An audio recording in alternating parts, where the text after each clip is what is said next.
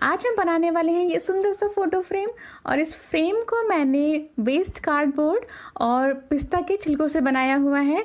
तो इस फ्रेम को बनाने के लिए हमें चाहिए एक बड़ा सा कार्डबोर्ड का पीस। अब इस कार्डबोर्ड के एजेस को हम मास्किंग टेप से पहले कवर कर लेंगे।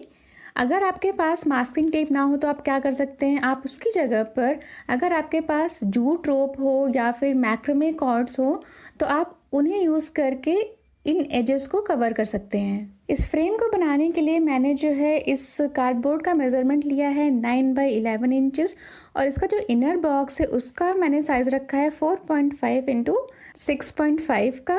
अब हम क्या करेंगे, जो हमारा ये इनर बॉक्स है उससे थोड़ा सा छोटा हम कार्डबोर्ड लेंगे और उसे हम 2 सेंटीमीटर के चौड़ाई में ढेर सारा काट लेंगे। मुझे इस इनर बॉक्स को थोड़ा सा वुडन टेक्सचर देना था, इस वजह से मैं ये जो कार्डबोर्ड के पीसेस हैं वो यूज़ कर रही हूँ। अगर आपको नहीं बनाना है तो आप ये जो स्टेप है वो स्किप कर सकते हैं, बट मैं तो सजेस्ट करूँगी कि आप इसे ज़रूर यूज़ करें, इससे बहुत ही अच्छा लुक आता है फ्रेम का। इन पीसेस को कार्डबोर्ड पर स्टिक करने के बाद हम लेंगे एक टिश्यू पेपर और उससे इस तरह से फैला करके वाइट ग्लू और वाटर को 1:1 रेशियो में मिक्स करके हम इस टिश्यू पेपर को कार्डबोर्ड के साथ में स्टिक कर देंगे। वाइट ग्लू में मैं फेविकोल का यहाँ पे यूज़ कर रही हूँ। टिश्यू पेपर को कार्डबोर्ड पर स्टिक करने के बाद हम क्या करेंगे, ये जो किनारे से सारे एजेस निकले हुए हैं टिश्यू पेपर के उनको हम निकाल लेंगे। और अगर आप चाहें तो इन एजेस को ना निकालने की बजाय आप इन्हें पीछे की तरफ जो कार्डबोर्ड के स्टिक कर सकते हैं इन टिश्यू पेपर को।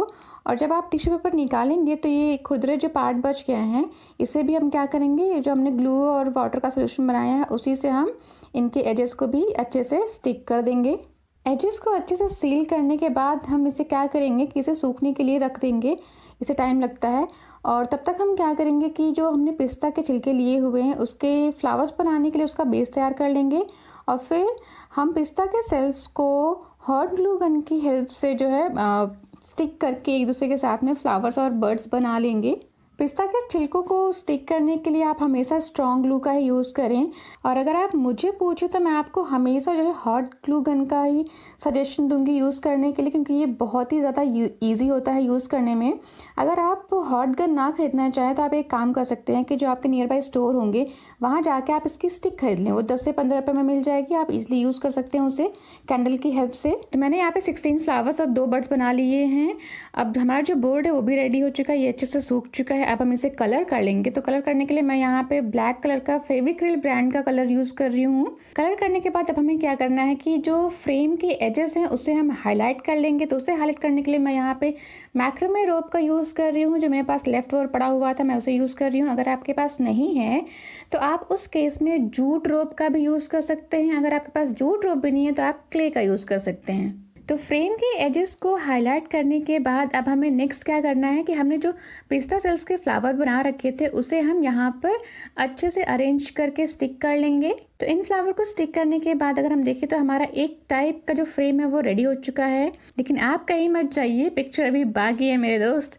तो आगे क्या करना है कि अगर आपके पास और भी शेल्स हैं तो हम इस फ्रेम को और भी खूबसूरत बना सकते हैं। वो कैसे कि आपको क्या करना है कि पिस्ता के सेल्स को लेना है और इन्हें जो हमने फ्रेम पे फ्लावर्स लगा रखे हैं उनके बीच में जो गैप्स हैं उन गैप्स को इन सेल्स से फिल करना है। जब भी हम ग्लू गन से काम करते हैं ना तो मोस्ट ऑफ द टाइम क्या होता है कि एक मकड़ी के जल जैसा फॉर्मेशन हो जाता है, जो कि अगर हम हाथ से उसे निकालें तो वो सही से निकलता नहीं है, क्योंकि वो बहुत फाइन होते हैं ना और अंदर तक घुसे हुए होते हैं। ये एक्चुअली ग्लू गन की स्टिक से फॉर्म होता है। और इसे हम कैसे निकाल सकते हैं कि आपको क्या करना है कि एक फ्लैट ब्रश लेना है और उसकी हेल्प से इन सारे जाले को अच्छे से क्लीन कर लेना है। ये बहुत ईजिली क्लीन हो जाते हैं। तो हमारा जो फ्रेम है वो रेडी हो चुका है।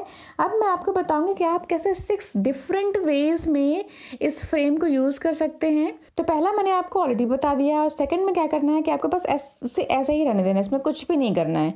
थर्ड है कि आप यहाँ बीच में जो है मोटिवेशनल कोट लिख सकते हैं। और फोर्थ है कि आप इसके बीच में पिस्ता के फ्लावर्स को ये सजा सकते हैं। और फिफ्थ है कि आप इसमें अपना कोई भी एक पोर्ट्रेट फ़ोटो लगा सकते हैं। और सिक्स्थ कैसे आप कर सकते हैं कि आप इसमें कोई भी एक लैंडस्केप वाला फ़ोटो लगा करके इस फ्रेम को यूज़ कर सकते हैं।